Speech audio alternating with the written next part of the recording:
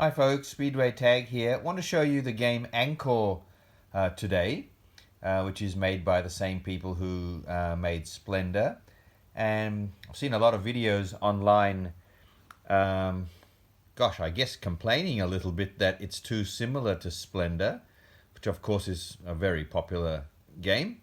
It's similar in a couple of ways, but I don't find it to be a straight copy of Splendor at all. In fact, it's quite nice to have another game in the same vein of a game that you already like, with similar a couple of similar mechanisms. Like, after all, we watch movies, don't we? And series of movies like Friday the 13th or Nightmare on Elm Street, Star Wars, where we want to have the same characters and same themes, I guess, and settings, but we want the next sequel to be a little bit different, with adding a few more things. And there's nothing different here with board games.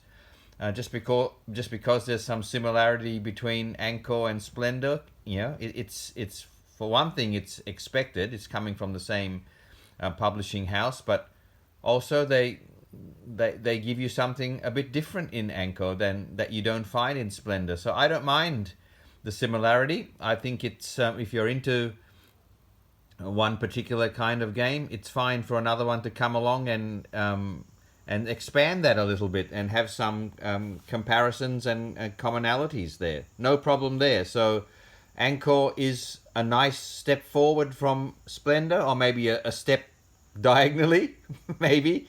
The theme this time is an Egyptian theme, as you can see, and straight away there you might see a couple of things similar to Splendor, which is those amazing poker chips, which the quality of them are very, very hard plastic, or is it Bakelite? I don't think so. I'm not sure. It could be. And then the beautiful printed artwork on these chips, they're really hard poker chips. Fantastic.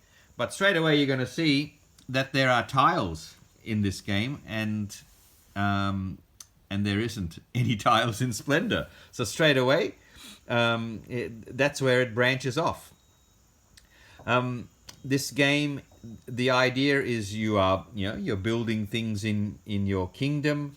The back of the box says amass resources and build your trade empire in ancient Egypt. Ankh'or is a resource management game based on very simple acquisition and placement rules. Build a 13 tile structure and get the highest scores. That's the back of the box there.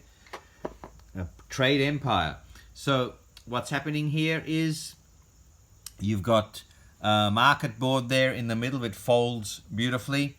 It's really good quality, and the game comes with 15 of these little resource tokens, which also are really well produced, and they all pop out. So at the start of each game, you mix them up and randomly place them in these holes, just like that. And they depict how much each tile underneath those will cost you, what resources you'll have to hand in to buy the tiles underneath. So obviously, as you place them randomly in these holes, okay, at the start of each game, that's quite nice. Each game will have a different resource requirement as you place them randomly in those spots. So, for example, to buy this tile, I need a fish and I think those are blankets. Okay, and there's the blankets, there's the fish. So these correspond to the poker chip resources. To buy this tile, I'll need the one green resource, which is some kind of plant of some kind, and then the ivory as well, and so on. So and you're building a tableau here of 8-sided tiles.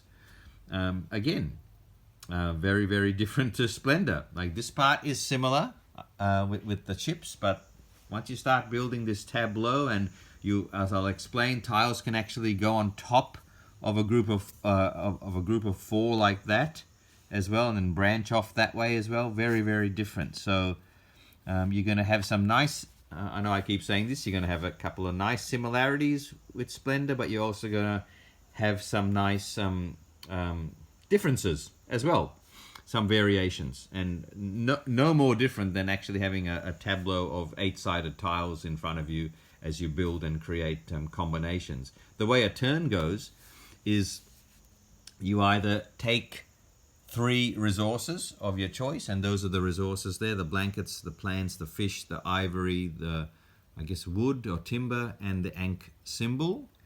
The Ankh symbol does something different to the rest of those 5. As you can see, the Ankh symbol isn't in the market there, so you don't use the Ankh symbol to buy any tiles. You use it for something else, which I'll explain in a minute. So on your turn, you will either take 3 of those for free. So let's say I take a red, a blue, and maybe an ivory, shall I? Yeah. And you can never have more than 5 resources in here. And that group of 5 can never have more than 2 of the Ankh resources. Okay? So I've got my 5. Even if it was the start of my turn now, I could still take 3 resources and go above 5, but I've got to make sure I haven't got more than 5 at the end of my turn. So taking 3 resources for free is your first option. And if you don't do that, you have to do the other thing, which is buy one of the tiles sitting in the row of the market. Okay, and I've already started my tableau. When you buy a tile, you just hand in the resources. So let's do that. I might buy this jackal tile here, which is a black tile, and it's going to cost me 1 green and 1 ivory resource, which I've got. So I'll just hand these back into their rows up there, and I'll take this tile, and then I'll place it. Now, as I said, as I alluded to before, when there's a group of 4 tiles already sitting there, you can actually place your tile in the middle like that, as long as it connects to one other color of the same, one of the same color, which I have 2 blacks there. So I could place that there, or I could place it here, as long as it's orthogonally adjacent to any other tile. So it can go anywhere here. So I could do that as well. Okay. Now the interesting thing here is the market doesn't refresh. Okay, so I really like that about this game. I like the fact that the market doesn't refresh, and it brings into play another strategy which we'll talk about in a moment. But then the other player will go. They're building a similar tableau to mine on their side. This time, I know I bought and I took resources and I bought a tile in the same turn. You're not supposed to do that. It's one or the other.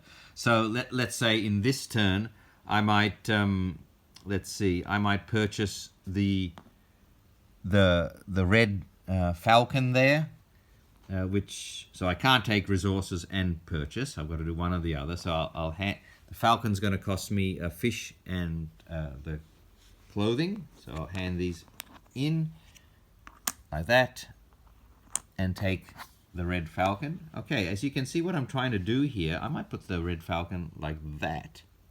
Okay. Okay, so let me explain why you're placing tiles a certain way you are, because obviously you're trying to meet the scoring conditions. And the most basic one is groups of colors or groups of animals will score you, as long as it's more than 2. All right, as you can see here, I've got a group of 3 jackals. Okay, so already I'm going to get 3 points for those at the end of the game. I've got a group of 2 falcons over there. So already I'm getting a point each for the falcons.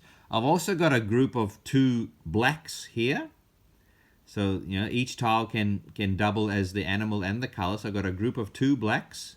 And I've also got a group of 2 reds here, because when a tile is on top like that, is raised, it's considered adjacent to all 4, which poses some really interesting decisions when you're trying to create these combinations in your tableau. Because I can branch off a group of red this way, maybe, but I've also got a group of falcons going this way. So I love this mechanism of being able to build one level up as well. So that would be my turn. The other things that you would score, some tiles just give you a straight 2 points. And let me see if I've got all of those correct. Oh, and also if you manage to build a group of 5 colors or 5 animals, you will get these wonderful looking 3D looking pyramid tokens for an extra 3 points if you can build a group of 5.